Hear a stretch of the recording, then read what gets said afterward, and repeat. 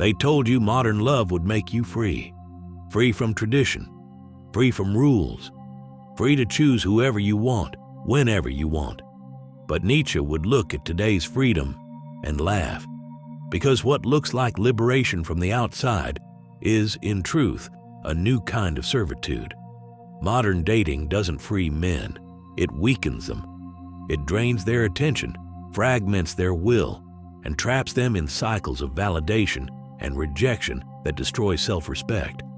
It tells you to be open, be vulnerable, be yourself. Yet the moment you follow that advice, you're disposable. The modern dating system doesn't reward authenticity, it rewards performance. It's not about love anymore, it's about leverage. And Nietzsche, more than a century ago, saw this coming. He warned that when a culture loses its hierarchy of values, when strength, depth, and discipline are replaced by comfort and equality, eros degenerates into economics. Desire becomes transaction, passion becomes politics. That's where we are now. Dating apps, social media, influencer culture, they've turned attraction into an algorithmic marketplace where people are swiped on like products, rated like commodities, and discarded like trash. And men, especially weak men, are the fuel that keeps this machine running. They feed it their time, their hope, their money, their energy, constantly seeking approval from women who are addicted to attention. It's not romance, it's a competition for dopamine. Nietzsche called this kind of behavior slave morality, when people define their worth by others' perception instead of their own power. In the old world, men built themselves before they sought love. They earned their worth through struggle, mastery, and discipline. They were tested by life before they were tested by women. In the modern world, men seek validation before they seek purpose. They build identities around being chosen instead of choosing. They measure their value by how often they're wanted. That's not freedom, it's dependence. And dependence is death to masculine will. Nietzsche believed that a man's strength comes from self-overcoming, the ability to create values from within rather than adopting them from the herd. But in modern dating, there is no creation, no individuality, only imitation. Every man trying to appear the same, sensitive, funny, emotionally available, unthreatening. The crowd teaches you to be appealing, not powerful. And the result is a generation of men who are aesthetically confident but spiritually empty. They can flirt, but they can't lead. They can chase, but they can't choose. They can desire, but they can't discern. And the system likes it that way. Because weak men are predictable. They spend more, scroll more, and obey more. They confuse attention for affection, sex for intimacy, pleasure for meaning. They call it connection, but it's consumption. This is Nietzsche's warning. When the herd defines your desires, you become livestock. The illusion of freedom is the most efficient form of control. The modern man believes he's free because he can pursue anyone, but he's enslaved precisely because he pursues everyone. His energy scatters across hundreds of screens, endless swipes, countless shallow exchanges. He's never still, never grounded, never present. He's always chasing something he'll never catch, significance through validation. And the cruelest irony is that this pursuit kills the very thing women once found attractive in men: presence, purpose, mystery, composure. Because no woman respects a man who seeks her approval more than his own. Nietzsche would tell you, stop calling this progress. It's regression disguised as liberation. It's decadence pretending to be choice. You've been told you're free to date anyone. But the truth is, you've been trained to need everyone. The modern dating system isn't built for love, it's built for distraction. And the only way to win is to stop playing the game the way the herd does, to walk away from the illusion of freedom and rebuild desire on your own terms. Nietzsche once wrote, "Man does not strive for pleasure, only the Englishman does that." He meant that the pursuit of comfort and approval, the endless need to feel good, is a sign of weakness.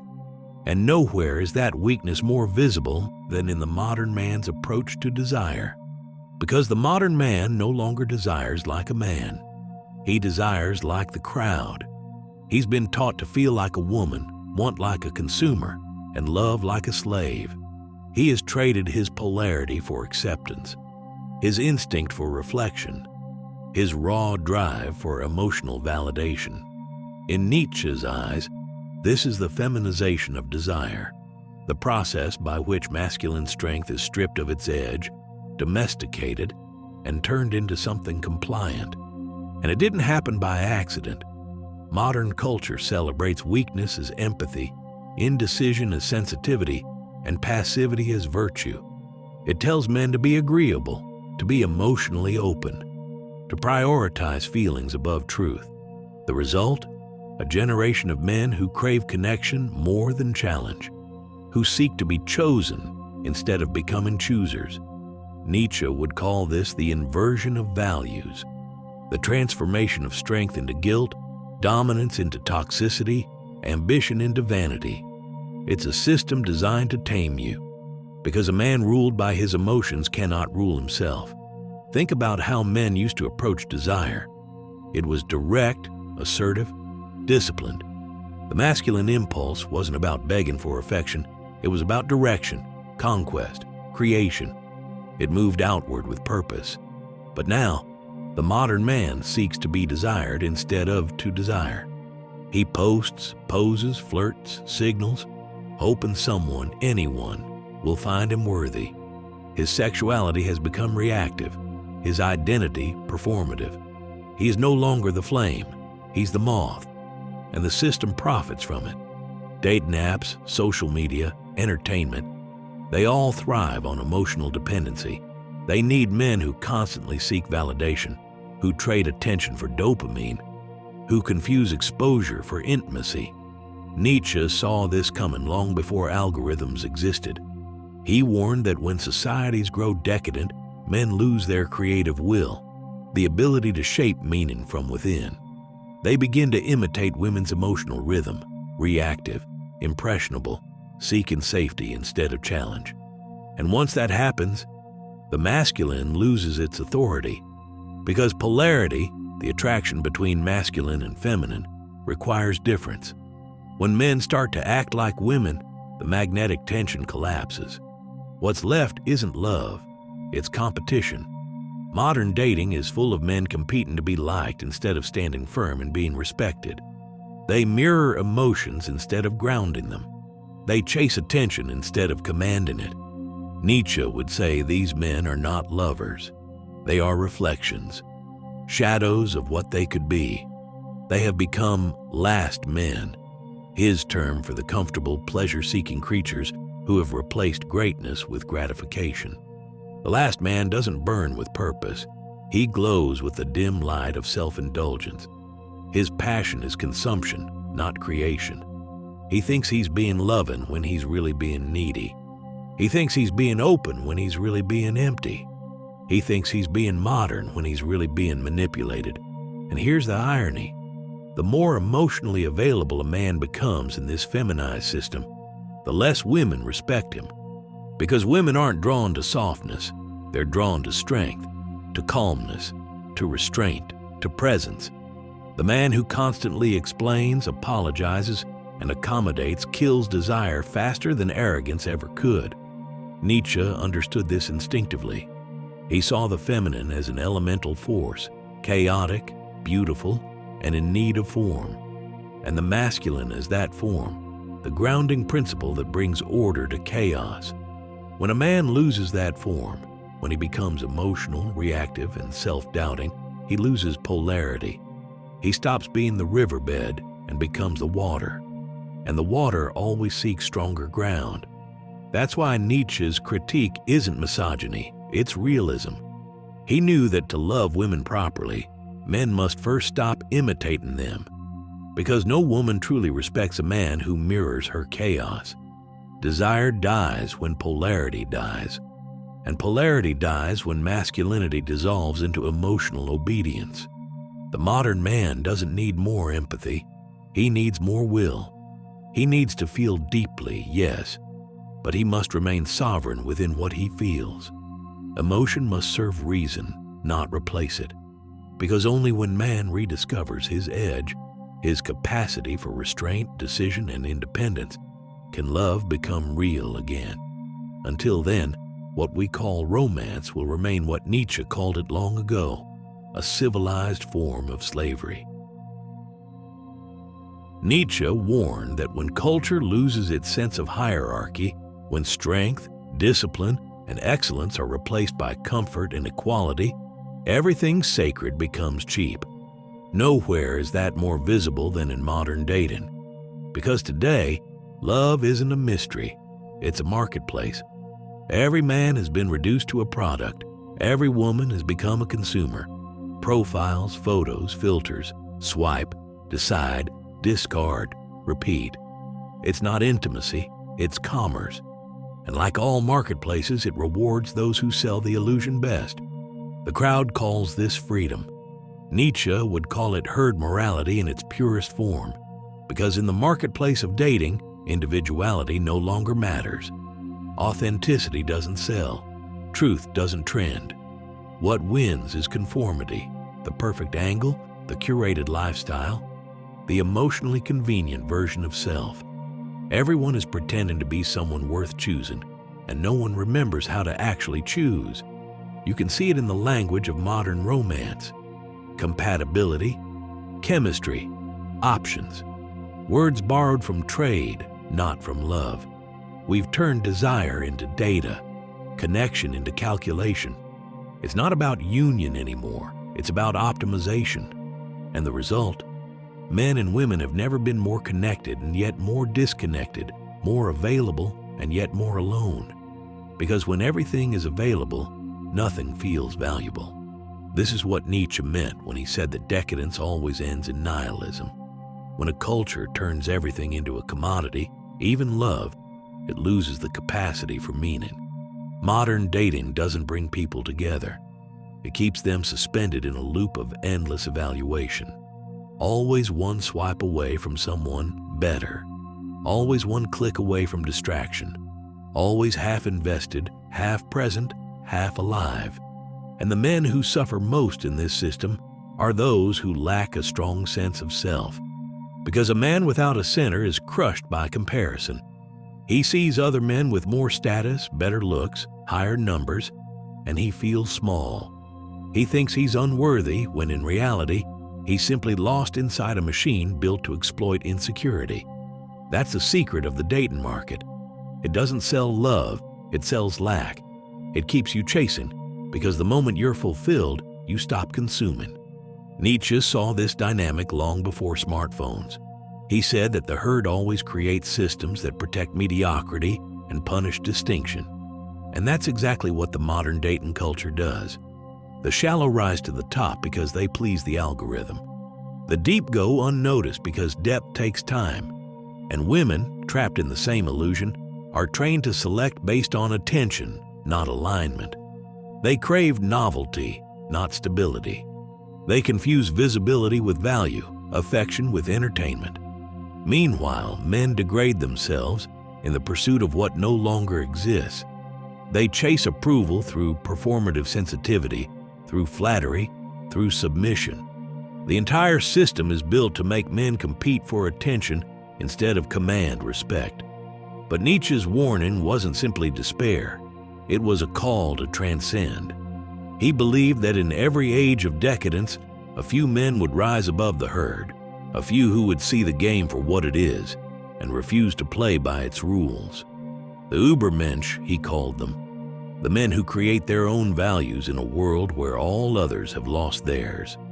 For the modern man, becoming that means rejecting the marketplace logic altogether. You don't compete for attention. You conserve energy. You don't sell yourself. You build yourself. You don't chase validation. You embody truth so deeply that validation becomes irrelevant. Because the moment you detach from the market, you become untouchable. The herd cannot control a man who no longer seeks its approval. That's what Nietzsche meant when he said, "The higher we soar, the smaller we appear to those who cannot fly." In the marketplace of dating, your power lies in non-participation, not in cynicism, but in clarity. When you stop viewing connection as a transaction, you rediscover what the herd forgot. That love is not something you get, but something you give from overflow. The marketplace of dating is a reflection of the modern soul, restless, shallow, afraid of silence. And the only way to transcend it is to reject the illusion of abundance and return to the discipline of meaning, to walk away from the auction, to withdraw your energy, to rebuild your value outside the algorithm. Because in a world where everyone is for sale, the rarest thing left is a man who isn't. Nietzsche warned that when a man's will is weakened, everything collapses around him, his morals, his clarity, his purpose. And that's exactly what's happening today. The modern man has lost his will to power, the inner force that once drove him to build, to conquer, to transcend himself. Instead, he's been conditioned to seek comfort, to be liked, to never offend. He has been tamed, and nowhere is this more visible than in his relationships with women. Because when a man loses his will, he stops leading. He adapts. He negotiates. He bends himself into the shape the world demands until nothing solid remains. He becomes a reflection of external expectations, polite, politically correct, agreeable, emotionally pliable. Everything that makes him safe also makes him forgettable. Nietzsche called this the castration of the spirit, the slow death of the masculine principle that once moved mountains and founded civilizations. And the modern dating system depends on this castration. It needs men who are too afraid to assert, too fragile to walk away, too desperate to demand respect. Because a man without will is a man who can be controlled. He'll do anything for attention, text endlessly, overinvest, overexplain, compromise his integrity just to avoid rejection. But rejection is not death. Submission is. A man who submits to the emotional logic of the herd loses the capacity for greatness. Nietzsche wrote that the weak man seeks happiness, the strong man seeks meaning, and this difference defines everything. Weak men chase emotional comfort. They crave affection, reassurance, validation. They confuse peace with passivity and harmony with surrender. Strong men chase truth. They embrace solitude, confrontation, and clarity. They understand that discomfort is the price of power. The tragedy of the modern male is that he's been trained to feel guilty for his natural strength. He apologizes for being decisive. He downplays his ambition. He hides his assertiveness. He represses his instincts to appear more evolved. But repression isn't evolution. It's decay. Because when a man denies his will, he doesn't become enlightened. He becomes hollow. He becomes what Nietzsche called the last man, a creature who seeks nothing higher than pleasure, safety, and approval. The last man doesn't rise. He settles. He doesn't act. He reacts. He doesn't believe. He conforms. He's the product of a system that rewards weakness and punishes strength. And the dating market, the workplace, and the culture at large all reinforce this. They celebrate emotional openness, but ridicule stoic control. They worship inclusivity, but despise individual conviction. They tell men to express their feelings, but not their judgments, to support women, but never to lead them, to listen, but never to command. This is how will dies, by confusion. Because a man who no longer trusts his own instincts will outsource his decisions to the crowd. He'll become emotionally obedient to a system designed to keep him compliant. Nietzsche saw through this illusion. He wrote that the greatest sin is not arrogance, it's smallness. To be small in spirit, small in conviction, small in will. That's what modernity wants from you, to be harmless, predictable, unthreatening. A good boy, not a great man. But masculinity is not meant to be harmless. It's meant to be harnessed. A man's instincts, his aggression, his ambition, all must be integrated, not erased. Because willpower is the raw material of creation. Without it, everything collapses into weakness.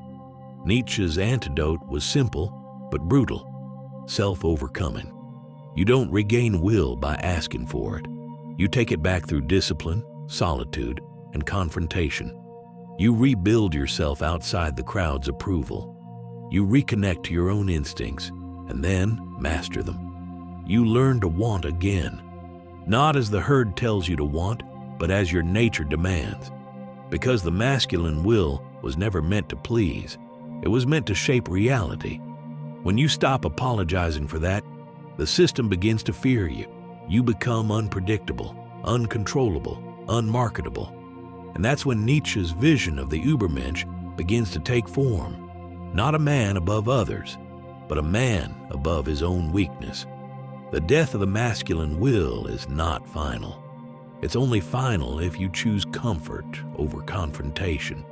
If you choose the quiet death of conformity instead of the hard resurrection of power. Because your will, no matter how buried, is still alive, waiting for the day you stop seeking approval and start seeking truth. And when that day comes, the game ends. You stop being a participant in modern dating. You stop being a pawn in someone else's algorithm. You stop being a man who reacts and become a man who decides. That's how the masculine will is reborn, not through rebellion against women, but through rebellion against weakness. When Nietzsche looked at the future, he didn't see progress. He saw paralysis. A world where men would trade purpose for pleasure, conviction for comfort, greatness for goodness. He called it the age of the last men, a society where everyone smiles, no one believes, and mediocrity is mistaken for morality. And that's where we are now.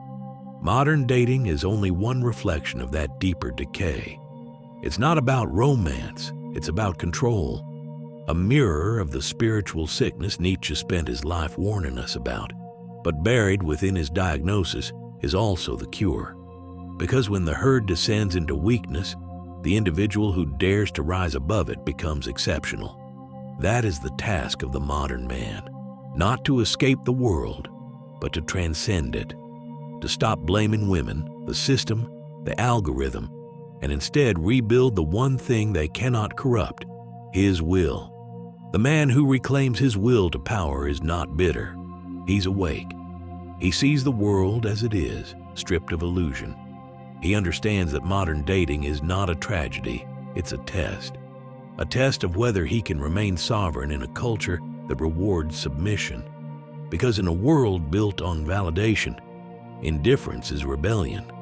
In a culture addicted to weakness, strength is resistance. That's why Nietzsche's philosophy isn't pessimistic, it's prophetic. He didn't want men to despair at the death of values. He wanted them to create new ones.